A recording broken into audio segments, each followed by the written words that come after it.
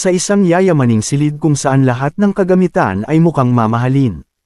Naglalagi ang tinaguriang black sheep na anak ng isang mayamang pamilya. Nakaupo ang lalaki sa kanyang kama at pinagninilayan ang buhay niya. Tinuring niya ang sarili niya bilang hari na namumuno sa paaralang ito na pinapasukan niya.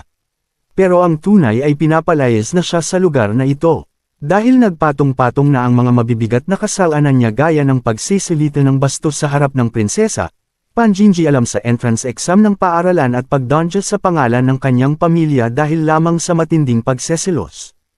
Ang pangalan ng lalaki at estudyanteng ito ay si Ed Rothsteller at hindi siya makapaniwala at tila pinaglalaruan siya ng tadhana. Mabilis ang naging sumunod na eksena. Agad nang pinalaya si Ed sa kanyang tinutuluyan at mukhang legit ito dahil tinapon na rin palabas ang mga gamit niya. Mukhang ito nangangaang katapusan ng buhay niya. Sa labas ng kalsada kung saan pinatapon si Ed ay biglang dumagsa ang mga matang pinagtitinginan siya. Ang ilan ay naiilang, ang ilan naman ay wala ng pake dahil hindi na isang noble si Ed dahil tinakwil na siya ng pamilya niya. Bukod sa nitakwil ay pinalayas na rin siya sa dormitoryong tinutuluyan niya. Kaya naman hindi natakot sa kanya ang mga estudyanteng dating nabuli niya dahil sigurado silang hindi na ito makikita sa paaralan sa sunod na pasukan. Ang pinakarason kung bakit nangyari sa kanya ito ay dahil nakialam siya sa paparating na exam ng mga papasok na bagong estudyante. Kaya expected na ng iba na ito ang kakahantungan niya. Pero para sa kanya ay hindi ito makatarungan. Dahil ang Ed Rothsteller na kinamumuhian ng lahat ay hindi siya. Hindi siya si Ed at napunta lang siya sa loob ng mundo ng isang game na nilalaro niya. Bigla na lang siyang hinigup ng computer na gamit niya sa paglalaro. Ang game na ito ay tinatawag na Sylvania's Failed Swordmaster. At ito ang pinakasikat na game sa panahong ito.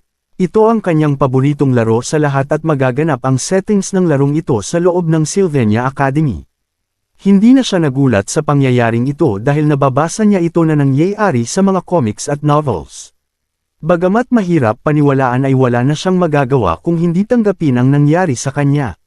Sa mga ganitong kaganapan ay tipikal na ang natransport o ang bida ay maganda ang katayuan sa buhay o may malakas na abilidad. Pero iba ang kalagayan niya dahil nalipat siya bilang isang pupitsuging kontrabida sa kwento. Na halos extra na lang sa kwento at malala pa sa tutorial boss. Siya na ngayon si Ed Rothsteller na bukod sa extra ay nasa pangit pang sitwasyon ngayon dahil kakaparusa lang sa kanya o ibig sabihin ay naroon na siya sa kwentong ito na ang wakas ng karakter na nasa niban niya. Hindi siya makapaniwala at hindi niya matanggap ang pangyayaring ito, lagi siyang maingat at masunirin buong buhay niya kaya naman napaka-unfair na biglang naging ganito ang buhay niya. Narinig naman ng isang grupo ng estudyante ang reklamo niya kaya natawa na lang sila dahil alam nila ang tunay na ugali ng tunay na Ed. Dahil dito ay mas naligay tuloy siya sa alanganin dahil lumalabas na tila wala man lang kahit kititing na pagsisisi sa katawan niya kahit naparusahan na siya. Dahil dito ay napalugmok na lang ang ating bida, hindi niya malaman o mahihiya ba siya o maawa sa sarili niya dahil sa mga nangyari. Ang masaklap pa dito ay hindi pa dito natatapos ang kamalasan niya. Nang kanyang tignan ng kanyang stats ay napagkanto niya ang mas malaking problema. Si Ed Rothsteller ay may napakababang stats. Estudyante siya ng Magic Department pero ang kanyang intelligence stats ay ubod ng baba. Pati ang strength niya ay napakababa kahit para sa isang normal na noble. Mas mababa pa ito sa mga pulubing hindi wasto ang nutrisyon. Bukod pa dun maski siya mismo ay hindi gaanong kilala ang karakter na ito dahil isa lamang itong pipitsuging kontrabida na madaling matatalo sa simula ng laro. Hindi na rin niya alam ang iba pang impormasyon tungkol dito. Sa gitna naman ng kanyang pag-iisip ay bigla niyang naalala ang kinahantungan ni Ed Rothsteller nung natapos niya ang laro. Sa end credit scene ay makikita si Ed sa background bilang isang pulubi na nakatambay sa kalye.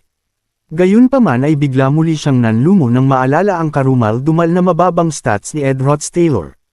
Tila ang pasang-awa ay matatawag na niyang achievement para dito.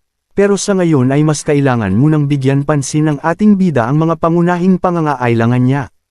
Kanyang tinignan ang kanyang mga dalang gamit para malaman kung may kapaki-pakinabang ba dito. At sa kanyang pahahalungkat ay nalaman niyang may sapat naman pala siyang masusuot. Meron din siyang punyal na magagamit sa pangangaso. Ang kailangan lang niyang madaliin ay ang makagawa ng matutulugan niya at makahanap ng makakain para sa parating na gabi. Hindi siya makakahanap ng trabaho dahil siguradong walang tatanggap kay Ed kaya mukhang mapapatagal ang pananatili niya sa kagubatang ito. Mabuti na lang at malapit lang siya sa ilog kaya't may inuman siya at mapagliliguan. Pwede rin siyang mangisda dito.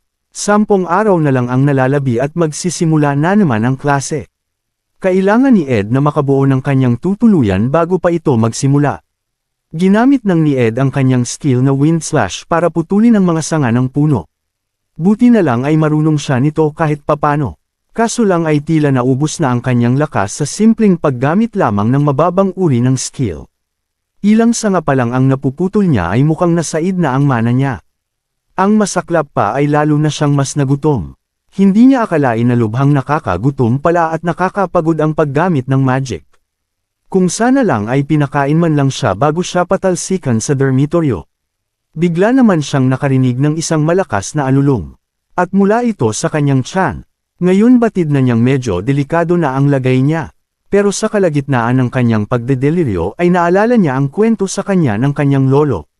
Sinabi noon ng kanyang lolo na sa tuwing wala siyang makain sa panahon ng taglamig ay kinakain niya ang pira-pirasong kahoy pang tawid gutom. Agad niyang kinuha ang kalas at nilagyan ng tubig, nilagay ang pirasong kahoy at ginamit ang kanyang skill na ignite upang papuyan at pakuluin ito. Nang kanyang matapos itong palambutan ay hinangon na niya ito. Sa gutom ay mukha na itong kapirasong manok sa paningin niya. Maligaya niya itong sinubo at nginuya na parang tinola itong kinakain niya. Pero agad guguho itong imahinasyon niya dahil malayo ito sa tinulang kanyang inaasam. Sa ikatlong araw niya dito sa kagubatan ay napagkanto niya na hindi talaga dapat kinakain ang kahoy kundi ginagamit lang ito at tinuturing na isang bagay pansiga o bilang materyales. Agad na siyang lumikam ng kahoy na kanyang gagamitin upang maitayo ang kanyang pansamantalang matutulugan. Ang kailangan niyang magawa ay maitayo ang frame ng kanyang matutulugan pero lubha siyang nahihirapan dahil ang lakas niya ay di sapat sa bigat ng mga ito. Sa huli ay nabagsakan lang siya ng mga ito at tuluyan siyang napahandusay. Pero puno siya ng determinasyon at wala siyang balak pat-alaw sa hamon na kinahaharap niya ngayon. Kaya naman pilit siyang tumayo. Kinuha niya ang kanyang necktie at ginamit ito bilang panali para maitayo ang kanyang frame. Sa wakas ay naitayo na niya ito, pero hindi pa dito nagtatapos ang problema niya dahil kumakalam pa rin ang kanyang sikmura, at hindi pa tapos itong ginagawa niya. Hindi siya pwedeng matulog na lang sa sahig dahil siguradong magkakasakit siya pag nagpatuloy ito. Kaya naman ginamit niya ang mga mamahalin niyang damit pang sapin. Sayang pero wala siyang magagawa. Buong magdamag pa niyang tinuloy ang kanyang paggawa ng kanyang matutuluyan. Mahirap pero sa wakas ay natapos na rin niya ito. Inabot na siya ng liwanag pero sulit naman ito dahil sinabi ng system na umangat ang level ng kanyang crafting skill. Ngayon ay makakagawa na siya ng simpleng matutulugan dahil sa skill na ito. Ngayon ay nadagdagan na ang kanyang life skill at isa na siyang beginner craftsman. Bakas naman sa kanyang mukha ang kakaibang ligaya na kahit gutom ay at least may bagong skill siya na maihahalin tulad niya sa isang game. Pagod at gutom man ay may mahalaga pa rin siyang impormasyon na nalaman. Mataas ang skill niya sa crafting at mukhang hindi ito napansin ng dating Ed dahil buhay mayaman siya. Kumakalam man ang kanyang sikmura ay nagpatuloy pa rin siya sa pag-craft ng ibang kagamitan. Ngayon ay nakagawa naman siya ng makeshift harpoon gamit ang sanga ng kahoy at ang punyal na nakita niya sa kanyang bag. Agad na siyang pumunta sa ilog para manghuli ng isda, dahil nais na niyang makakain ng tunay na pagkain. 2 araw na siyang gutom at mabibigat na trabaho din ang kanyang ginawa. Hindi na nga siya dapat nakakakilos ngayon pero dahil sa kanyang matinding determinasyon ay nagagawa niyang magpatuloy. Nagbunga naman ang kanyang pagsisikap dahil nakahuli na siya sa wakas ng 2 isda. Agad na niya itong niluto gamit ang kanyang fire skill na ignite. At sa wakas ay nakapag-ihaw na siya at makakakain na siya. Nagsimula na siyang kumain. 1 linggo na lang at magsisimula na ang klase nila. Kailangan niya lang makasurvive sa linggong ito at wala na siyang problema. Pero hindi pa man niya nakakagat ang pinaghirapan niyang huli ay nabulaga na naman siya ng bagay na hindi niya inaasahan. Nakalimutan niya na sa panahon at oras na ito ay nandirito rin ang mga main characters ng kwento. Isang babaeng may blonde na buhok ang tumawag sa kanya. Sa dinami-dami ng kanyang makakasalubong sa kagubatan ay ito pa talaga ang nakaharap niya. Ang babaeng ito lamang naman ang dahilan ng kanyang pagkakatalsik. Siya ang nakahuli sa lahat ng kalokohan ng dating Ed Rothstaler. Siya si Princess Pinia at umaapoy ito sa galit ngayon dahil buong akala niya ay lumayas na ng tuluyan ang masamang si Ed Rothstaler. Si Ed Rothstaler ay isang kontrabidang lumalabas agad sa simula ng laro.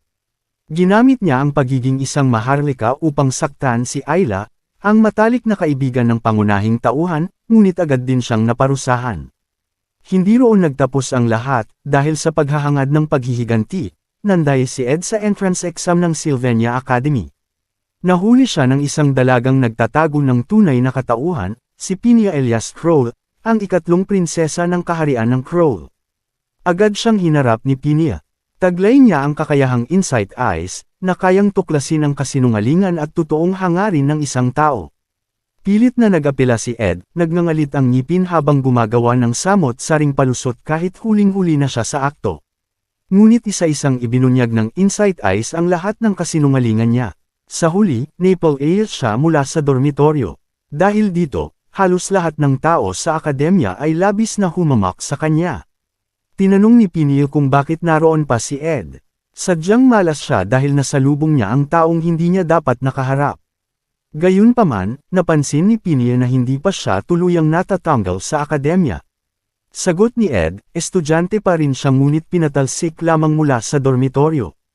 Hindi na siya pinatapos ni Pinia at sinabing tatapusin niya ito ng mabilis. Doon ay diretsahan niya itong pinalayas, dahil hindi niya kayang tiisin ang presensya ng isang taong walang hiya. Nangako siyang kakausapin ang pamunuan ng akademya para hilingin mismo ang tuluyang pagpapatalsik kay Ed, dahil sa kasuklam-suklam nitong kasalanan bilang mag-aaral, ang manloko at sirain ang kinabukasan ng kapwa. Ngunit hindi yun pinagtuunan ng pansin ni Ed. Mas naaasar pa siya sa nasunog niyang isda dahil sa sobrang kadaldalan ng prinsesa, at dahil inakala nitong maikli lamang ang kanyang sasabihin. Gayunman, alam niyang seryoso ang sitwasyon, sapagkat bilang prinsesa, may totoong kapangyarihan si Pinia na ipatapon siya. Kaya, may malamig na tingin, sinabi niya na malapit nang lumubog ang araw. Hindi ba't laging may bantay ang mga maharlika? Paano nakarating ang isang prinsesa sa pusod ng kagubatan ng walang kasama? Ngunit hindi natinag si Pinia. Sinabi niyang tiyak na magsisisi si Ed kung ginagamit niya ang pagkakaakalang wala siyang bantay bilang pagbabanta. Ngunit hindi naman pagbabanta ang nais iparating ni Ed. Lumuhad siya, at sinabing nais lang niyang magpasalamat. Nag-alinlangan si Pinia sa biglaang pagbabago ng kilos niya. Ginamit niya ang insight eyes upang tiyakin ang katotohanan at laking gulat niya nang walang bakas ng kasinungalingan sa mga salita ni Ed. Alam ni Ed kung bakit siya nagulat. Ang pamilya Rothstaler na kanyang pinagmulan ay kilala at makapangyarihan. Ngunit inabuso nila ang kanilang kapangyarihan upang pagsamantalahan ang mga tao at magsagawa ng malulupit na eksperimento para sa immortalidad. Sa mata ng pangunahing tauhan, isa silang pamilyang nararapat mawala. Ang kapalaran nila ay ikulong o pugutan ng ulo. Ngunit siya mismo, hindi na kinikilala bilang bahagi ng pamilyang iyon. Gutom man siya at giniginaw, mas mabuti na iyon kaysa mamatay. At sa puntong iyon, makikita na halos uling na ang kanyang inihaw na isda at hindi na maaaring kainin. Ngunit para sa kanya, isa itong pagkakataon. Kailangan niyang kumbansihin si Pinia ng walang halong kasinungalingan, dahil kung hindi, tuluyan na siyang mapapatalsik. At kapag nangyari iyon, katapusan na ng laro para sa kanya. Naalala niyang ang panahong ito ay mga 1 linggo bago magsimula ang klase. Ang panahong, sa orihinal na kwento, dapat na siyang mapatalsik. Ngunit bakit kaya narito si Pinia? Matapos ang mabilis na pag-iisip, sinabi niya na ang pagdating ni Pinia ng walang kawal at nakasuot ng payak na kasuotan ay patunay na nandoon siya para sa class assignment examination ni Professor Glass. Ang nasabing pagsubok ay ang paghahanap ng mahiwagang bead na nakatago sa kagubatan. Kilala ang pagsubok na ito na malupit at mapanganib. At bilang prinsesa, sigurado siyang ang target ni Pinia ay ang pinakamataas na antas, ang Class A. Ngunit tumawa lamang si Pinia, iniisip na sinusubukan siyang bolahin ni Ed. Para sa kanya, wala pa ring nagbago. Plano pa nga niyang irekomenda ang agarang pagpapatalsik nito.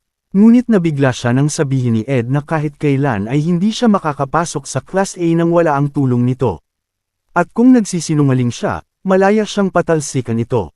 Itinuro ni Ed na sa timog silangan ng kagubatan ay may isang lawa, at sa gitna ng maliit na isla ay naroon ang napakalaking punong tinatawag na Guardian Tree of Merilda. Doon daw niya iniwan ang isang regalo. Sa una, hindi makapaniwala si Pinia. Ngunit nang sundan niya ang sinabi ni Ed, natagpuan nga niya ang hinahanap. Lubusan siyang nabago ang tingin kay Ed. 3 araw lang ang nakalilipas, isa siyang walang kwentang sinungaling at mandaraya. Ngunit ngayon, tila ibang tao ang nakikita niya. Nang matapos ang pagsubok, ipinatawag ni Professor Glast ang mga estudyanteng nakakuha ng bid.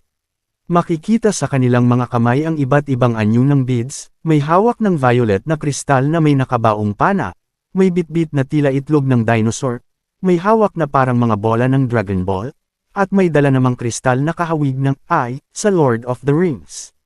Halata sa kanilang mukha ang tuwa, ngunit agad silang ibinagsak sa Class F.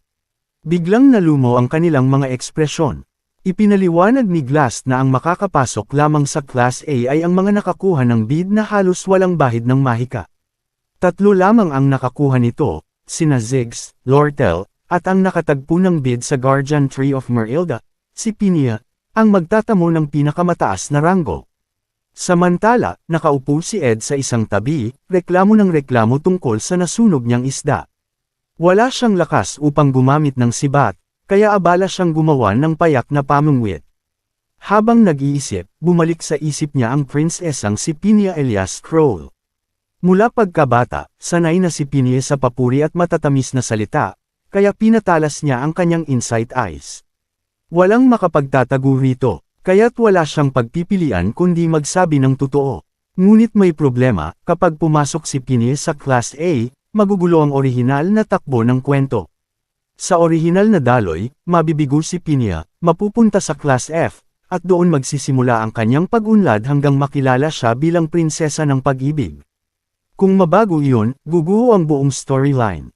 Kahit hindi siya mapatalsik, mawawala ang saysay ng lahat ng kaalaman ni Ed. Ngunit naisip niyang hindi naman magbabago ang lahat, dahil ang pinakamataas sa klase ay si Lucy Myril pa rin. Napansin ni Pinia ang kakaibang sitwasyon. Hindi nagsisinungaling si Ed, ngunit hindi rin yun totoong regalo. Ang totoong dahilan ng kanyang pagtatago ay upang patunayan ang sarili ng walang espesyal na pagtrato. Ngunit dahil sa sinabi ni Ed, wala na siyang ibang magagawa. Hindi niya makukuha ang tinutukoy na marble, dahil hindi talaga iyon kayang makuha ng siya lang. Ang karangalang makukuha niya sa hinaharap ay hindi dahil sa kanyang lakas, kundi dahil sa tamang pagdedesisyon. Ngunit ang ginawa ni Ed ay parang bitag para sa prinsesa. Hindi mahalaga kung kasinungalingan man iyon, dahil kaya ni Pinia malaman ang katotohanan. At kahit sabihin pa ni Ed na babagsak lamang siya sa pagsubok, mas pinili nitong patunayang mali sila at makapasok sa Class A nang walang sinumang tutulong sa kanya. Subalit hindi nagsinungaling si Ed, hindi niya kayang pumasa. Dahil dito, wala nang nagawa pa ang prinsesa. Naiinis na sinabi niyang babantayan niya si Ed. Si Ed naman, abala pa rin sa pangingisda at tuwang-tuwa nang makahuli siya. Lumipas ang mga araw at dumating ang pagbubukas ng Sylvania Academy. Tumira si Ed sa isang lugar sa kagubatan, at kahit na araw-araw siyang tumatakbo ng madaling araw upang hindi mahuli, ginagawa niya ito upang makapagtapos. Kita ang pagod at hingal niya, ngunit malaki ang tuwa niya nang marating ang Sylvania Academy. Pagdating niya sa seremonya, maayos na nakaupo ang mga estudyante, nakikinig sa talumpati ng paaralan habang kumakain ng mga inihandang pagkain. Naroon din si Ed, at kahit marinig ang mga bulong-bulungan ng galit at paghamak laban sa kanya, pinili niyang huwag pansinin. Sa halip, kumain siya ng kumain. Makikita pa ang huling subo niya ng karne at ang tambak na mga plato sa kanyang mesa bilang patunay ng dami ng kinain niya. Wala siyang ibang hangarin kundi ang makapagtapos. May ilang babaeng estudyante ang nag-uusap tungkol sa dessert na gawa ng sikat na chef at napansin nilang may kakaiba kay Ed, para bang iba na ang taong nakikita nila. Napansin din nilang napakarami niyang nakain. Nagulat din si Pinia dahil tila ibang tao ang kaharap niya ngayon. Samantalang si Ed, ang tanging nais lang niya ay makaraos ng tahimik at makapagtapos ng walang gulo. Dumating na ang araw na pinaka-hinihintay ng lahat, pasukan na ulit sa Sylvania Academy. Sa isang napakalaking silid kung saan nagtipon ang maraming estudyante, ginanap ang opening ceremony. Masiglang binati ng propesor ang mga estudyante at hiniling na maging maayos ang school year. Ipinaalam din niyang mga alumni ng eskwelahan ang mag-ho-host ng event. Masaya ang karamihan sa mainit na welcome, ngunit kabaliktaran ang nangyari sa ating bida. Sa unang araw pa lang ng klase, pinatawag na siya sa dean's office, at muntik na siyang ma-expel. Bigla siyang nanlamig sa kaba, pero base sa kalmadong mukha ng dean, malinaw na hindi siya iniwan ni Princess Pinia. Sa huli, ligtas siya at hindi tuluyang mapapaalis. Nakahinga siya ng malalim, ngunit alam niyang simula pa lang iyon ng sunod-sunod na problema. Kailangan niyang siguraduhin na mananatili sa tamang plot ang mga pangyayari, dahil iyon ang tanging advantage niya, ang kaalaman niya sa future. May mga skills siya na sinadyang palakasin para sa survival sa kagubatan, pati na rin basic magic skills para sa pag-aaral. Para sabay-sabay niyang mapaunlad ang life skills, crafting, at magic proficiency, pinili niya ang pana at palaso. Sa kakahasa, kakakyut, at kakagawa niya ng palaso, mabilis tumaas ang mga stats niya. Hindi niya namalayang napalayo na pala siya sa tirahan. Sa paglingon niya, nabungaran niya ang isang kaaya-ayang tanawin, isang magandang dalaga, nakaupo sa napakalaking puno, tahimik na nagbabasa. Siya si Yankor Palerover, top student ng second year at isang henyo sa elemental magic. Habang nagbabasa, bigla itong napatingin kay Ed. Nanlaki ang mga mata ng dalaga at mahinang bamulong na ito raw ang lalaking binabanggit sa kanya ng mga spirit ng kagubatan. Nagulat si Ed dahil kahit pabulong ay narinig niya ito. Mabilis lumapit si Yankor para magpakilala. Halos isang kisap mata lang ay nasa harap na siya ni Ed. Nang mapansin niyang napadalos-dalos siya, slight siyang nahiya. Ipinaliwanag niya na nalaman niya ang tungkol kay Ed dahil kay Merilda, isang high-ranking spirit at tagapangalaga ng buong kagubatan. Ayon sa kanya, tsismosa lang talaga si Merilda, pag may bagong solta, minaman-manan nito. Doon naalala ni Ed ang mga kuneho at punong walang humpay niyang kinukuha. Ngunit sabi ni Yankor, hindi naman iyon iniinda ni Merilda. Kaya napakalma siya at nabanggit pang hindi naman nakakatakot ang malaking lobong iyon. Nagulat si Yankor, alam ni Ed ang anyo ni Merilda. Para masiguro, pinakita ni Yankor ang bagong elemental spirit na kakakontract niya. Tinanong niya si Ed kung gusto niya itong hawakan. Ngunit para kay Ed, kumpol lang iyon ng liwanag. Hindi ito kasama sa plano niyang umiwas sa plot, kaya sinabi niyang hindi niya nakikita ang spirit dahil hindi siya elementalist. Nabigla si Yankor, ngunit bago pa ito makapagsalita, nagpaalam na agad si Ed dahil kailangang tapusin ang pangangalap ng kalakal bago magdilim. Umalis siya dahil kailangan niyang panatilihin ang takbo ng kwento. Malaki ang papel ni Yankor sa hinaharap, at kailangan niyang umiwas sa kanya. Habang papalayo, malungkot siyang tinitigan ni Yankor. Sigurado siyang may tinatago si Ed. Sumulpat naman ang malaking puting lobo, si Merilda mismo. Nagtaka ito dahil alam ni Ed na isa siyang lobo, pero hindi naman niya nakikita ang spirits. Kinabukasan, kailangan ni Ed tumakbo ng madaling araw papunta sa academy dahil malayo ang tirahan niya. Buti na lang, tumataas ang stats niya dahil doon. Dahil wala siyang gamit, sangalang ng kahoy ang panulat niya sa bato. Pag-uwi, kailangan pa niyang maglabas sa ilog at mag-inventory bago matulog ng 4 na oras. Pero mas malaking problema ang sumunod. Buong araw siyang sinusundan ni Yankor. Nang sitihin niya ito, nagulat ang dalaga. Hindi ito makapaniwalang napansin. Agad siya ni Ed kahit palihim siyang sumusunod. Galit si Ed dahil halatang halata siya, kaya tinakat niya ito at pinaalalang siya si Ed Rothstaler, kinaiinisan at kinatatakutan ng lahat. Pero hindi madaling maniwala si Yankor sa chismis, mabait siya pero hindi pushover. Alam ito ni Ed, kaya ginamit niya ang kahinaan ng dalaga, pera. Tinanong niya kung maaaring pautangin siya bilang magkaibigan daw sila. Nanigas si Yankor, scholarship student siya at walang pera. Dahil doon, tumalikod siya na parang estatwang nabuhay at umalis ng walang paliwanag. At sa ganun kasimpleng paraan, naitaboy ni Ed ang final boss ng unang arc. 3 araw ang lumipas at hindi pa rin maganda ang pakiramdam ni Ed tungkol sa ginawa niya. Pero kailangan niyang sundin ang plot. Kailangan niyang umiwas sa mga main characters. Ngunit hindi pa man siya nakakahinga, may panibagong problema. Isa pang mahalagang karakter ang sumulpot, si Lucy Myrtle, ang pinakamalakas sa buong kwento. Parang Saitama ng mundo nila. At ngayon, nasa tulugan ni Ed, natutulog. Nagising si Lucy, at nagulat si Ed kung bakit siya nandito kahit napakalayo ng lugar na ito. Gusto niya sanang magtanong, pero baka may iba ang takbo ng kwento. Nagising si Lucy dahil daw sa ingay, hindi kay Ed kundi sa malaking lobong nasa likod niya. Nanginginig si Ed nang maramdaman ang presensya, si Merilda, at kanina pa pala siya nito tinatawag.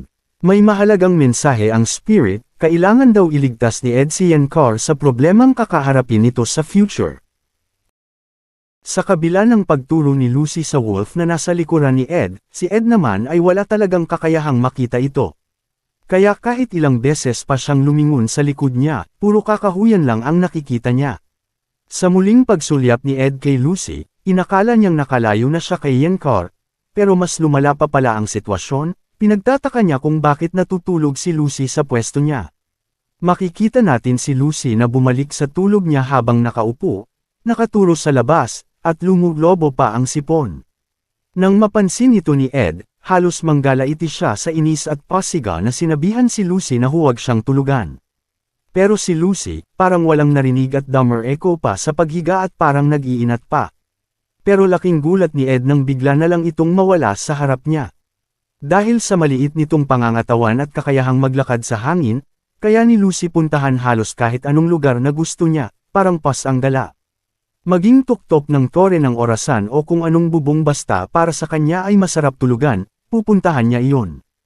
At dahil doon, ang paborito niyang tagwan, sa hilagang bahagi ng kagubatan ng Akan Island, na halos walang normal na taong makakaabot dahil sa layo, ay hindi naman kalayuan para kay Lucy. Ang malamig na hangin at tunog ng dumadaloy na tubig ng batis sa di kalayuan ay perpekto para kay Lucy para takasan ang klase at matulog. Sa muling pagpunta ni Ed sa pwesto, nadatnan niya si Lucy na nakahilata at hikab ng hikab. Wala na siyang nagawa kundi sisihin ang sarili niya. Kinabukasan, makikita natin si Ed na hirap na sa sitwasyon at kailangan ng gumawa ng paraan para mapaalis si Lucy. Labis siyang nagtataka dahil nakakakast ito ng napakalakas na magic spells ng isang iglap lang, habang lumulutang pa, at ang mas malala, habang nananaginip pa. Iniisip ni Ed na kung mananatili dito ang nilalang na ito, siguradong magbabago ang buong storyline ng laro at mawawala sa direksyon ang lahat. Lumabas ang notification system at sinabing natapos na ang gawa niya. Ang nagawa niya ay isang snare trap, na karaniwang panghuli ng maliliit na hayop. Makikita rin na ang kakayahan niyang gumawa nito ay may 2 star. Habang nakaupo si Ed at naghihintay na may mahuli sa snare trap niya, biglang lumapit si Lucy at tinanong kung pwede daw niyang kunin ang pin ng trap. Mariin naman itong tinanggihan ni Ed, pero sa isang iglap, nakita na lang niya si Lucy na kinakain na ang pin at sinasabing nakakapanabot daw ang lasa. Napagtanto ni Ed na hindi talaga ito marunong makinig. At dahil ilang beses na itong bumabalik dito, nangangahulugan lang na hindi siya tatantanan. Kaya kailangan na talagang makaisip ng paraan si Ed. Iniisip niya na kahit gaano karami na ang nabasa niyang game guide, wala ni isa man ang nagsasabing may paraan para talunin si Lucy. Ngunit kinausap niya ulit si Lucy at sinabing habang pabalik daw siya sa pwesto, may nadaanan siyang mga ketiwala mula sa Ophelis Hall na naghahanap sa kanya. Biglang natigilan si Lucy, nabitawan pa ang pin na kinakain, at tila naging bato sa pagkakatayo. Pagkatapos ay bigla itong tumalikod kay Ed, sinuot ang kanyang sombrerong pangmangkukulam, at nagpaalam na may naalala daw siyang kailangang gawin. Sabay biglang alis at sinabing, "Kitty-cats." Habang iniisip ni Ed na imposibleng talunin si Lucy, may naalala siya na karaniwang hindi pinapansin ng iba. Ayon sa nabasa niya, araw-araw siyang hinahabol ng dormitory caretaker na nakatoka sa kanya, at si Lucy naman ay pinag-iiwasan ang mga iyon. Napangiti si Ed, na pagtanto niyang natalo niya si Lucy sa pagkakataong ito. At ngayon, wala na ito. 2 araw lang na malagi si Lucy sa lugar niya kaya sigurado siyang hindi nito maaapektuhan ang storyline ng laro. Habang papalayo, dala ang palakol at lubad, iniisip niyang kailangan na niyang bumalik sa trabaho niya. Iniisip din niya na sa di rin magtatagal ay malalaman niya kung gaano talaga siya kakontento sa kasalukuyang estado niya. Sa notification window, lumabas ang bagong quest, Join Combat Training. Sa loob ng campus, makikita ang stage kung saan may 2 taong magkalaban at maraming estudyanteng nanunood at naghihiyawan. Ang Joint Combat Battle Training ay literal na one-on-one na labanan pero hindi pwedeng gumamit ng malalakas na kapangyarihan. Para hindi gaanong magkasakitan, ang mga mandirigma ay gagamit lang ng training weapon. Ang mga mage ay pwedeng gumamit ng magic pero sa pinaka-basic lang, at ang mga archers ay bawal gumamit ng potion o mga spiritual techniques na may malakas na epekto. Ang patakaran, lahat ng kalahok ay dapat may makakalaban, at hindi nila pwedeng piliin kung sino yun dahil base ito sa kani-kanilang pangkat, kahit ibang taon o departamento pa. Sa madaling sabi, ang training na ito ay dadaanan ng lahat ng main character sa laro na may malaking papel sa kwento. Kasama dito sina Pinia, Princess of Benevolence; Lortel, the Golden Daughter; Ziggs, the Spear Nature; Yenkar, the Elementalist; Lazy Lucy, Creepy Clivius, at marami pang iba. Pero ang pinaka-importanteng tao, ang bida, si Taili, the failed swordmaster. Masaya si Ed habang inaabangan ang unang laban ni Taili. Alam na niya ang mangyayari sa mga laban kaya hindi niya masyadong pinapansin ang iba. Dahil sa dulo, lahat ng first-year students ay mananalo, kasama si Taili, maliban sa isa, si Yenkar, isang second year. Nawala sa mood si Ed nang biglang lumapit sa kanya si Yenkar, tila binulaga pa siya sabay bati ng hi. Hindi niya maintindihan kung bakit gusto pa rin itong makipagkaibigan kahit nanghihiram ito ng pera sa kanya. Sa harap niya, binabasa ni Yenkar ang listahan ng mga match-ups. Sa isip ni Ed, kung si Lucy ay parang pusa, si Yenkar naman ay parang aso. Pagtalikod ni Ed, tinanggihan niya si Yenkar nang alukon siyang basahin ang match list, sabay sabing wala siyang pakialam. Sabi ni Yenkar, bakit naman? Ayaw mo bang malaman kung sino kalaban mo? Nagulantang si Ed, nakalimutan niyang kailangan din pala niyang lumaban. Sa parteng ito ng original story, si Ed Roth-Taylor ay matagal nang napatalsik sa universidad, kaya wala siyang idea kung sino dapat niyang makakalaban. Natigilan si Ed nang ipakita sa kanya ni Yenkar ang bracket, halos napamura siya. Ang kalaban niya ay si Pinia Elias. Naghalo ang kaba at takot habang iniisip ang mukha ni Pinia na laging parang may galit sa kanya. Natigil ang lahat ng magsalita ang announcer, sinabing maghanda na ang susunod na pair at pumunta sa waiting room. Kasabay nito ang pagbanggit sa pangalan nina Lucy Myril at ng bida na si Taili McClora. Agad napatingin si Ed, may kislap pa sa mata, nang marinig ang pangalan ni Taili, ito ang pinaka-inaabangan niyang laban.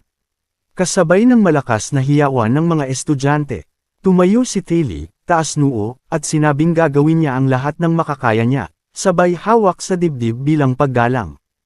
Iniisip ni Ed na tama iyon, sa pagkakataong ito, hindi mahalaga kung sino ang kalaban niya dahil kailangan niyang panuurin ang laban ni Taili. Para kay Ed, kahit game world lang ito, ilang beses na niyang nilaro ang laro gamit ang karakter ni Taili. Napagdaanan niya lahat, kalungkutan, pinakamalungkot na ending, at pati ang tunay na magandang ending. Kaya sobrang pamilyar na niya sa lahat. At sa, di mabilang na beses na nilaro niya ito, wala talagang madaling paraan sa laban. Sa isip ni Ed, ayos na daw ang build niya sa laro at kaya na niya ang sarili niya. Pero dahil si Taili ang bida at sobrang tagal niyang nakalaro, natural na kampi siya kay Taili ngayon. Natigilan si Ed sa pag-iisip nang biglang magsalita ang announcer sa megaphone at hinahanap si Lucy Myril, sinasabing dapat na siyang pumunta sa stage. Napawisan si Ed ng malamig, mukhang wala na naman si Lucy. Pero may napansin siyang nagtatago sa ilalim ng stage platform, si Lucy. Agad niya itong nilapitan at ginaisang pero parang nananaginip pa rin.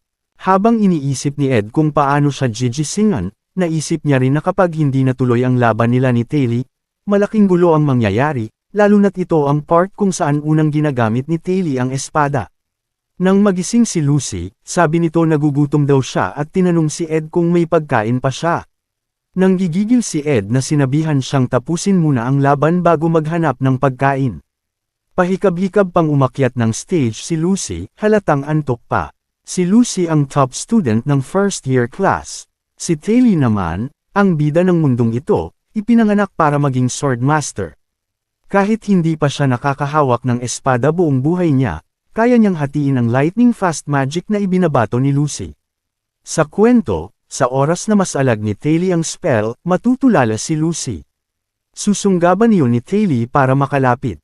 At dahil sa gulat, aksidenteng mabibitawan ni Taily ang lightning strike, isang moderate lightning spell. Dito, matatalo si Taily gamit ang malakas na magic attack ni Lucy, pero dahil gumamit si Lucy ng medium level spell, bawal sa laban, madi-disqualify siya. At si Taily ang magiging unang taong tumuloy sa pagkatalo ni Lucy Myril. Halos maiyak si Ed habang sinasalaysay ang eksenang iyon sa utak niya, isa ito sa pinakamagandang eksena sa laro. Nagsalita na ang referee, hudyat ng pagsisimula ng laban. Si Taily ang unang umatake gamit ang four-finger knuckle weapon. Si Lucy naman, nakatayo lang ng kampante, nagpakawala ng malakas na magic explosion. Sa sumunod na eksena, tumalsik si Taily sa pader dahil sa lakas ng pagsabog. Gulat na gulat ang lahat, maging si Ed ay napalunok sa nakita. Si Lucy naman ay parang inaantok pa rin kahit nakapaglabas ng napakalakas na magic. Nag-uusap-usap ang mga manunood kung tapos na ba ang laban. Sabi ng isa, hindi siya top student ng basta-basta lang. Sabi ng isa, ano bang magagawa ng kamao laban sa ganitong magic? Ang buhay ni Taily McClure ay puno ng paghihirap. Bagsak na estudyante, terribleng marka, laging huli sa klase, walang papuri. At sa ganitong oras, kapag lahat ay naaawa sa kanya at iniisip na talo na siya, hindi nawawalan ng pag-asa si Taily. Tumayo si Taily, may pulang aura ng tapang sa paligid. Habang si Ed ay ngiting-ngiti, buo ang tiwala niya kay Taily. Iniisip niya, ito na. Ang Swordmaster, hindi sumusuko. Mabilis na umatake si Taily gamit ang espada papunta kay Lucy. Nagulat si Lucy Myril sa pag-atake. Si Ed naman ay nakangiting inaabangan ang moment kung kailan ilalabas na ni Lucy ang lightning spell niya. Pero laking gulat ni Ed sa nakita. Ibang spell ang ginamit ni Lucy. Isang berdeng bilog, parang wind spell, ang samalag sa pag-atake. Pero hindi sumuko si Taily at itinuloy ang sunod-sunod na atake. Hanggang sa tila naging halimaw ang kapangyarihang berde ni Lucy, malakas na wind magic, na nagpatalon kay Taily at ipinagdikit pa sa pader ng gusali bago ito bumagsak ng malakas. Doon napagtanto ni Ed, hindi lightning spell kundi wind spell ang ginamit ni Lucy. Nag-ingay ang announcer, idineklara ang nanalo, Lucy Myril. Kasabay ang hiyawan ng mga manunood dahil sa ganda ng laban. Sa kabila nito, makikita si Taily na parang wala ng buhay ang mga mata habang si Ed naman ay nag-aalala sa pagkatalo nito. Ang nanalo sa laban, si Lucy Myril. Ito ang sinabi ng tagapagsalita ng kompetisyon. Ang lugar ay napuno ng hiyawan at palakpakan ng mga estudyanteng nanunood ng laban. Habang si Taily ang bida sa laro ay makikitang nakaupo, sugatan at walang buhay ang mga mata, larawan ng isang taong natalo sa isang laban. Nanlaki ang mga mata ni Ed makikita sa kanyang mukha ang pagkagulat sa pangyayari. Hindi siya makapaniwala na natalo si Taily sa laban. Natalo sa laban si Taily. Ito ang paulit-ulit na naiisip niya. Napalingon siya habang sinusundan ng tingin si Taily na nakayuko at dahan-daang naglalakad papalayo. Ang determinasyon at kinang sa kanyang mga mata na isa sa kanyang mga katangian ay nawala. Ang malaking agwat o pagkakaiba sa lebel ng kapangyarihan at kakayahan sa laban ay maaaring makapagpahina ng determinasyon at kumpiyansa ng isang tao. Para kang biglang tinamaan ng isang malakas na kidlat at wala kang kakayahan na labanan ito. Sa ganitong sitwasyon na kung saan ay may isang matibay na pader sa harap mo at wala kang kakayahan na sirain ito. Ang iyong determinasyon at pag-asa ay talagang maglalaho sa isang iglap. Napahakbang pabalik si Ed at balak niyang sundan si Taily dahil para sa kanya ay hindi maganda na iwanan mag-isa si Taily sa sitwasyong ito. Ang iwanan si Taily mag-isa ang pinakamalalang desisyon na maaari niyang gawin kung pagbabatayan ang laro. Ang huling atake na ginawa ni Lucy ay tinatawag na Storm's Blessing. Isang passive magic spell ng isang wind spirit at may kakayahan itong harangan o pigilan ang anumang biglaang pag-atake na matatanggap ng sinumang nag-cast nito. Ang kakayahang ito ay matatanggap lamang kapag nagkaroon ka ng isang contract kay Merilda. Isang mataas na level na wind spirit.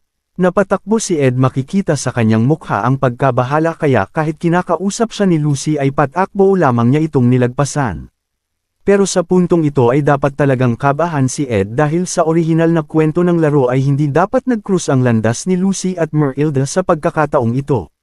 Kaya lamang nagkaroon ng kontrata si Lucy at Merilda ay dahil ginawang sikretong base at tulugan ni Lucy ang pansamantalang tirahan ni Ed sa kakahuyang dahilan para si Lucy ay biglaang lumakas ang kapangyarihan at abilidad.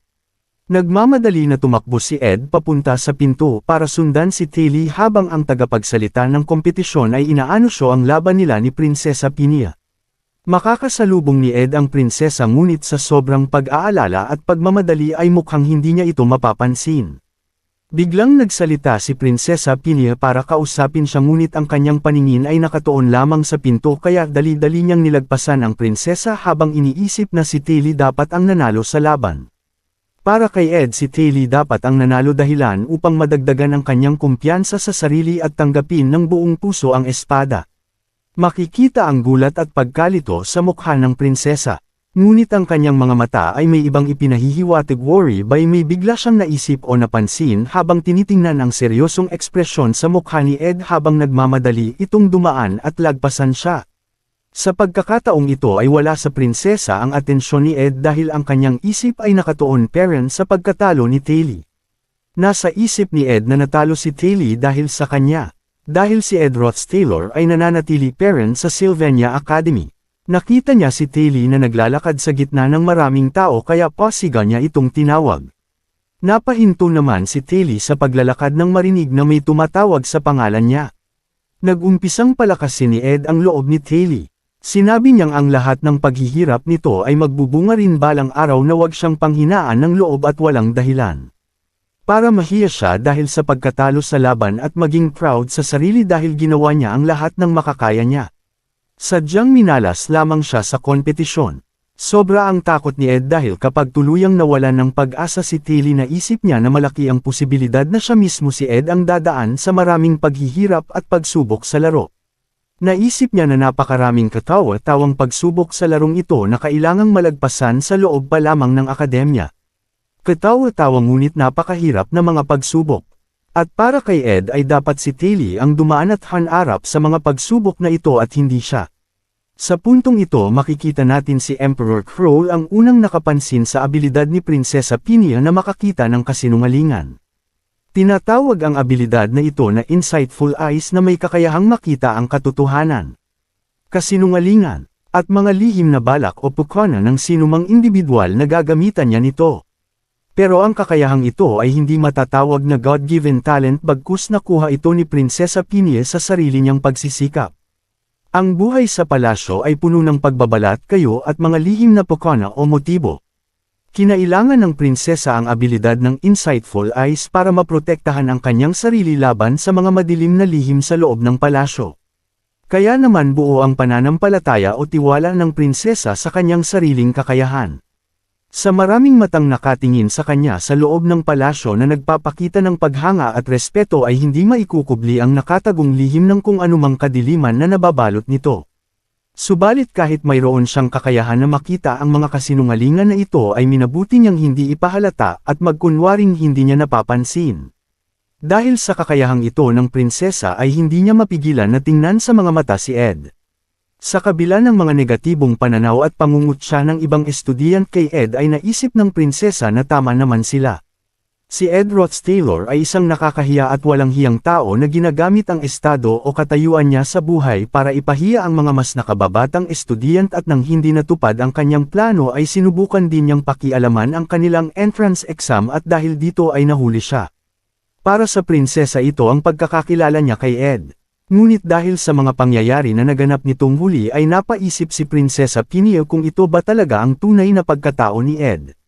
Ito lang ba talaga ang meron sa pagkatao ni Ed Roth-Taylor? Dahil sa mata ni Prinsesa Pinia ang mga nakita niya nang sundan ni Ed si Tilly. Sa mga oras na iyon ang mukha ni Ed na puno ng pag-aalala at mga mata niyang puno ng desperasyon ay totoo.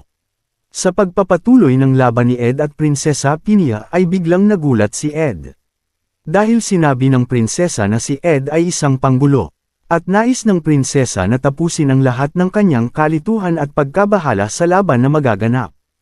Kaya nag-umpisa na ang prinsesa na gamitin ang kanyang kapangyarihan para umpisahan ang laban. Nagcast siya ng isang kakayahan na mukhang isang water spell at itinira ito sa direksyon ni Ed. Sa pagkakaalam ni Prinsesa Pinya ay gumagamit si Ed ng wind at fire magic kaya naman buong atensyon niyang tinitigan si Ed at kung paano nito kokontrahin ang kanyang atake. Naisip niyang makikipagpalitan siya ng atake kay Ed upang mawala ang mga gumugulo sa kanyang isip at sa oras na matapos ang kanilang laban ay sigurado siyang makikita niya ang katotohanan sa mga natatagong motibo ni Ed. Ngunit habang iniisip niya ito ay biglang tinamaan si Ed ng atake ni Prinsesa Pinya. Napuno ng pagkalito ang mukha ng prinsesa, ni hindi pa nga niya na ibababa ang kanyang kamay matapos ang una niyang atake. Pero si Ed ay tuluyan ng bumagsak sa sahig at nasabi nitong, "Natalo ako." Buo ang pagkagulat ng prinsesa. Napatanong siya kung paano nangyari ito ganong kitang-kita niya sa mga mata ni Ed na alam nito kung saan patungo ang kanyang atake pero hindi niya man lang ito sinubukan harangan o iwasan. Napuno ng pangungutya ang buong lugar. Habang tumatayo si Ed ay sinasabi ng mga manunood na siya ay bumagsak sa isang atake lamang at mas malala pa ang kanyang pagkatalo kaysa kay Taylor. Yumuko at nagpasalamat si Ed sa laban nila ni Prinsesa Pinya at nasabing marami siyang natutunan dito pero mukhang hindi naniniwala dito ang prinsesa. Napaisip ang prinsesa dahil sa buong panahon na iyon simula nang humakbang si Ed sa ring ay hindi siya nito tinitingnan sa mga mata. Sa kabila ng hiyawan at kasiyahan ng manunood sa anunsyo ng panalo niya sa laban ay napagtanto ng prinsesa na hindi interesado si Ed sa kanilang laban. Pagkatapos nito ay nagmamadali si Ed sa pagtakbo sa isang pasilyo at iniisip na ang tamang gawin sa tuwing magkikita sila ng prinsesa ay kumilos sa paraang hindi maaapektuhan ang pangunahing kwento ng laro. Dahil si Prinsesa Pinya ay isang importanteng karakter sa loob ng larong ito. Ngunit ganun pa man. Kahit gaano pa kaimportante si Prinsesa Pinya ay mayroong isang karakter na higit na mas importante sa kanya. At iyon ay walang iba kundi si Taylor ang pangunahing bida sa mundo ng larong ito. Dali-daling hinanap ni Ed kung saan pumunta si Taylor pero biglang may tumawag sa pangalan niya. Si Prinsesa Pinya na makikitang pagod at naghahabol sa paghinga dahil sa pagmamadali para sundan siya. Nasabi ni Ed na hindi dapat sumunod sa kanya ang prinsesa ng walang kasamang gwardya. Pero biglang nagalit si Pinya at sinabing ano ba ang problema ni Ed. Hindi maintindihan ni Ed kung ano ang nangyayari at kung bakit labis ang galit ng prinsesa sa kanya kaya sinabi niyang wala siyang ideya kung ano ang ibig sabihin ng prinsesa at kung ang tinutukoy naman nito ay ang kanilang laban ay marami siyang natutunan. Pero lalo lamang atang nagalit ang prinsesa dahil namumula na ang mukha nito nagkaroon ng mga pangil at mukhang natutunaw na rin ang kanyang ngipin. Kaya pasigaw na sinabi ni Prinsesa Pinya na walang intensyon si Ed na kalabanan siya ng seryoso at ang iniisip lang nito ay makaalis agad sa ring ng mabilis. Nag-umpisa na ngang magreklamo ang prinsesa na sobrang dami na niyang gawain sa klase pero ang isa niyang kaklase na negosyante ay walang ginawa kundi subukang kontrolin ang eskwelahan gamit ang pera. Na ang kanilang propesor ay may nitong-peren ang ulo at ang mga taga-silbi ay walang ginawa kundi paulit-ulit na banggitin ang imperial laws. Namumula na sa galit ang prinsesa kaya naman nanliit si Ed sa takot. Napakarami na niyang dapat pagtuunan ng pansin kaya sino ba si Ed para guluhin pa ang kanyang iisipan. Nagulat si Ed sa mga sinabing iyon ng prinsesa at naisip niyang masyadong komplikado ang buhay nito. Kaya hinawakan niya ito sa balikat at sinabihan na kumalma lamang at huminga ng malalim. Nahiya naman ang prinsesa sa tagpong iyon at sinabing kalimutan sana ni Ed ang nangyari. Aalis na sana si Ed nang biglang maganpisang mag-merits ang prinsesa. Kahit wala namang nabanggit si Ed ay sinabi ng prinsesa na tama siya na isa ito sa maling nakagawian niya. Na dapat ay direkta na niyang itanong sa tao ang kanyang pagdududa at hinala pero lagi niyang sinusubukan alamin ang totoo at gumawa ng sariling konklusyon. Napabuntong hininga ang prinsesa at sinabing marahil ay dahil ito sa lumaki siya sa loob ng palasyo. Tuloy ang merits ng prinsesa habang si Ed ay luhaan at dumudugo na ang tenga sa pakikinig. Naging seryoso ang mga mata ng prinsesa at direkta nitong tinanong si Ed. Kung plano ba nito at ginawa ang lahat para tuluyan siyang itakwil ng kanyang pamilya dahil nalaman niya ang katotohanan sa kadiliman na bumabalot sa pamilya ng Rothstaler. At kaya pinahihirapan ni Ed si Taylee ay dahil sa kailangan niya ng magandang dahilan para itakwil siya ng kanyang pamilya. Seryoso ang naging tingin ni Ed nang marinig ang mga sinabi ng prinsesa, baka sa kanyang mukha ang takot at pagkabahala. Naisip ni Ed na sadyang matalas ang isip at pangangatwiran ng prinsesa. Na kahit karamihan sa sinabi ng prinsesa ay mal, ay totoo namang meron kadiliman na bumabalot sa pamilya ng Roths-Taylor. Pero nagmaang-maangan siya at sinabing wala siyang alam sa mga bagay na ito. Para kay Ed iyon ay mga bagay na dapat matuklasan sa pag-iimbestiga sa hinaharap at hindi pa ito dapat malaman sa ngayon. Pero hindi naniniwala dito si Prinsesa Pinia dahil kung totoo ang mga sinasabi ni Ed ay magiging walang kabuluhan ang lahat ng kanyang ginagawa. Kung ganito, bakit niya sinubukang palakasin ang loob ni Taylee? At bakit niya tutulungan ang isang taong sinubukan niyang patalsikan sa eskwelahan? Nagdahilan lamang si Ed, sabay sabing lahat ng estudyant sa akademya ay galit sa kanya, kaya kung bigla niyang tutulungan si Taylee at subukang palakasin ang loob nito ay baka mag-iba ang tingin sa kanya ng ibang estudyant, ngunit sa mga sasandaling ito ay humahaba naman ang ilong ni Ed. Sinabi ng prinsesa na isa itong kasinungalingan at tingnan siya nito sa kanyang mga mata. Habang ina-activate ang skill na Insightful Eyes. Pero sinabi ni Ed na totoo lahat ang kanyang sinabi habang hamaba ulit ang kanyang ilong at ang Insightful Eyes na skill ay sinasabi na kasinungalingan ito. Patuloy si Ed sa pagsabi na totoo ang kanyang mga tinuran, pero patuloy din ang paghaba ng kanyang ilong habang patuloy din ang pagpapaalala ng skill na Insightful Eyes na kasinungalingan ito, at patuloy din ang galit ng prinsesa. Sa huli tuluyan din hamupa ang galit ni Prinsesa Pinia at hinayaan na niya si Ed na umalis. Dahil sa buong panahon na nag-uusap sila ay nakatingin si Ed sa pinto at mukha itong nagmamadali. Nagpasalamat si Ed habang binubuksan ang pinto, pero bigla siyang napatigil dahil hindi pa niya nakita ang prinsesa na umakto ng katulad kanina. Kung isa sa alang lang ang impluwensya ni Prinsesa Pinia sa unang bahagi ng laro. At ang mga koneksyon niya sa iba't ibang karakter at pangyayari na siya ay nasasangkot. Marahil nga na ang pagkakadagdag ni Ed sa kwento ang dahilan kung bakit tuluyan ng hindi kinaya ng prinsesa ang sitwasyon. Naisip ni Ed na wala siya masyadong magagawa para matulungan ang prinsesa at anuman ang bigat na pasan niya ay maaaring hindi kasing bigat ng pasanin nito. Sinabi niyang mukha ng pagod ang prinsesa dahil ang paglalaan ng atensyon sa mga komplikadong bagay tulad ng mga politikal na paksa at imperial na tungkulin ay sadyang mahalaga, ngunit kailangan pa rin niyang subukang huminahon. Dahil ang lugar na kanilang kinatatayuan ay hindi ang imperial na korte na kung saan kailangan kang laging maingat at alerto, kundi ang Sylvania Academy. Nagulat ang prinsesa sa mga tinuran ni Ed para sa kanya na buong buhay na nakikita ang kasinungalingan ng mga tao sa paligid niya. Ito ang unang pagkakataon na may isang tao na nakakita ng kanyang balat kayo. Mabilis na naglalakad si Ed habang iniisip na kapag si Taylee ay tuluyang panghinaan ng loob ang buhay niya at marahil ang buong mundo ng laro kung saan siya napadpad ay maaaring magwakas. Patakbo niyang tinawag si Taylee na nakita niyang nakaupo sa isang bangko habang hawak-hawak ang isang putol na espada nang bigla siyang mapatigil. Dahil hindi niya alam kung ano ang dapat niyang sabihin dito. Pero may isang tao na biglang hamarang sa pagitan ni Ed at Taylee. Eto si Ayla Tris, ang pangunahing bidang babae sa laro. Sinabi nito na marami ng pinagdaan ng hirap si Taylee kahit wala pa si Ed at sobrang na ang pagpapahirap ni Ed kay Taylee. Tumayo naman si Taylee at nasabing nandito pa pala si Ed sa eskwelahan. Laking gulat ni Ed sa nakita niya. Dahil nagbalik na ang dating Taylee na buo ang loob at hindi sumusuko kahit gaano pa kalakas ang kalaban, ay nasa harapan niya ngayon at pinuprotektahan si Ayla. Ang matibay na kalooban na isa sa mga katangian ni Taylee ay makikita na naman sa kanyang mga mata. Doon napagtanto ni Ed na marahil habang siya ay nakikipaglaban kay Prinsesa Pinia, si Ayla ang kaibigan at pinakamalaking taga-suporta ni Taylee, ay sinundan na ito at sinubukang palakasin ang kanyang loob. Hanggat nandyan si Ayla ay patuloy na tatayo si Taylee sa kabila ng mga pagsubok, ilang ulit man itong kailanganin. Tinanong ni Taylee si Ed kung mayroon ba itong kailangan sa kanya habang si Ayla naman ay tinititigan siya.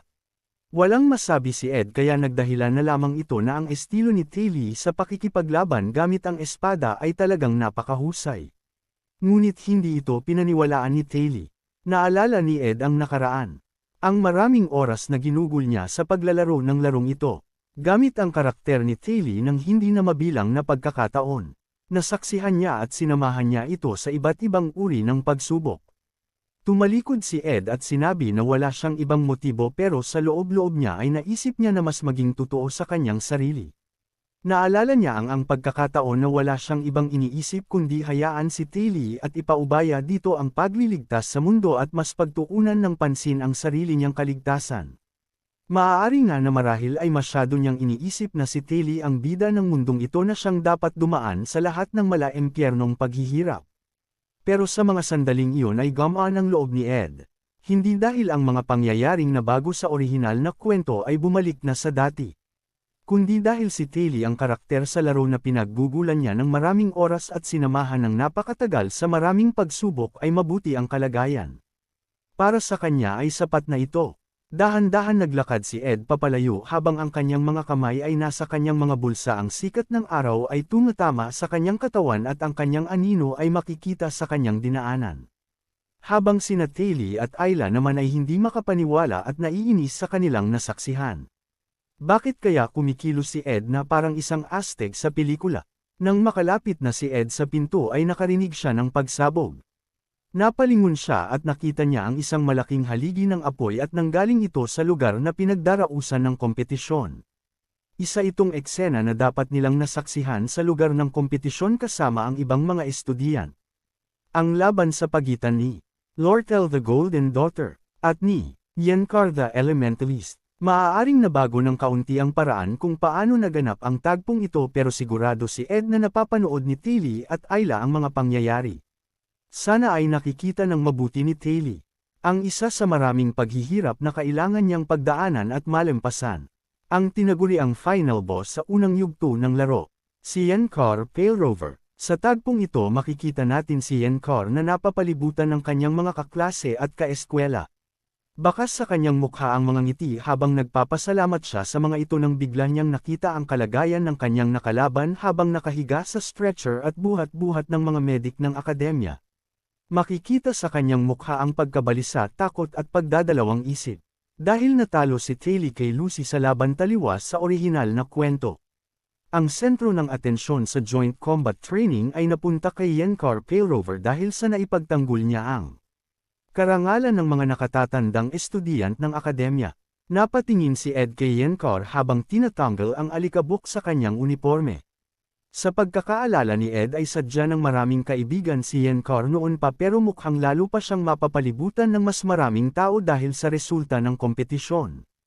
Umalis si Ed sa lugar ng kompetisyon habang iniisip na marahil ito ang mas makakabuti sa pagkakataong ito.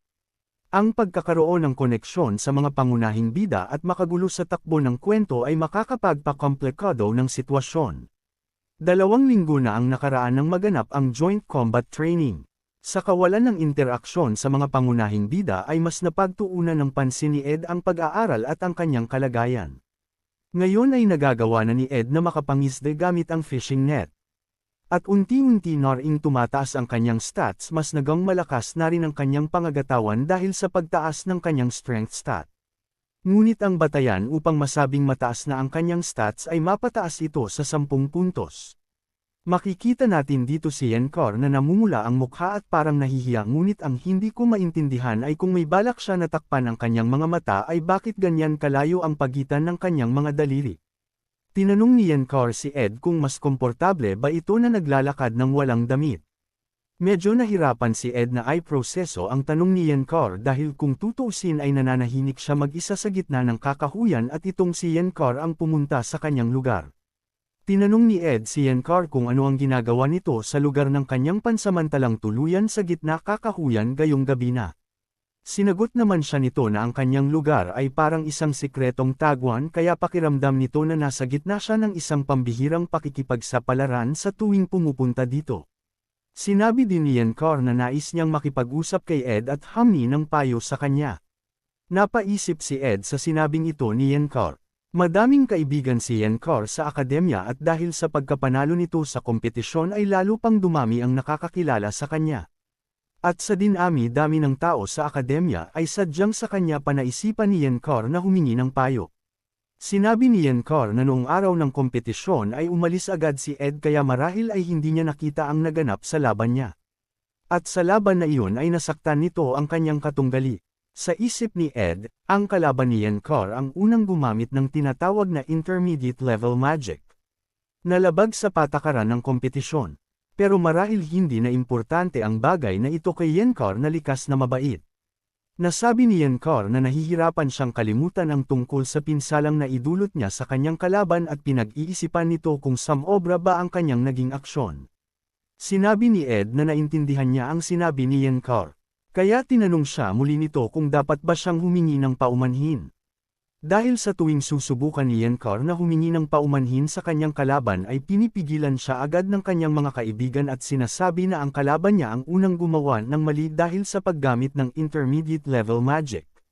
Sinagot siya agad ni Ed na gawin niya ang gusto niya kung sa tingin niya ay ito ang tamang gawin. Nauunawaan ni Ed ang mga pangyayari. Ang kaibig-ibig at masayahing si Yenkar ay sadyang pinagmamalaki ng mga second year na estudyant ng akademya at sa tuwing ito ay nakakagawa ng pagkakamali ay agad itong kinakampihan ng kanyang mga kaibigan at kaeskwela.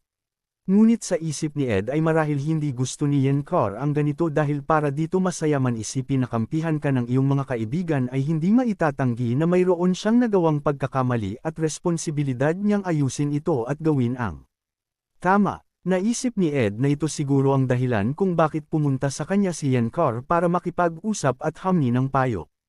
Habang nag-uunat si Yenkar ay kaagad nitong sinabi na kakaiba talaga si Ed dahil hindi agad ito kumampi sa kanya. Tinanong ni Ed kung ito ba ay hindi naging komportable sa kanyang sagot. Pero agad naman itong tinanggi ni Yenkar at sinabing hindi ito ang ibig niyang sabihin. Sa totoo napaisip si Yenkar dahil hindi ganito si Ed dati. Dahil kahit noong panahon na sinubukan ni Ed na humiram sa kanya ng pera ay hindi ito mukhang desperado at nahihirapan sa kanyang sitwasyon. Bagkus napansin ni Yenkar na itong si Ed ay sadyang gumagawa ng paraan para dumistansya sa kanya. Pero habang ginagawa ito ni Ed ay lalo lamang nagiging panatag ang loob ni Yenkar at nakararamdam ito ng kakaibang kapanatagan. Kaya naman habang nakiipag-usap si Yenkar ay bigla itong napangiti at nasabing sana lahat ay katulad ni Ed. Sa mga oras na ito ay tuluyan ng lumalim ang gabi.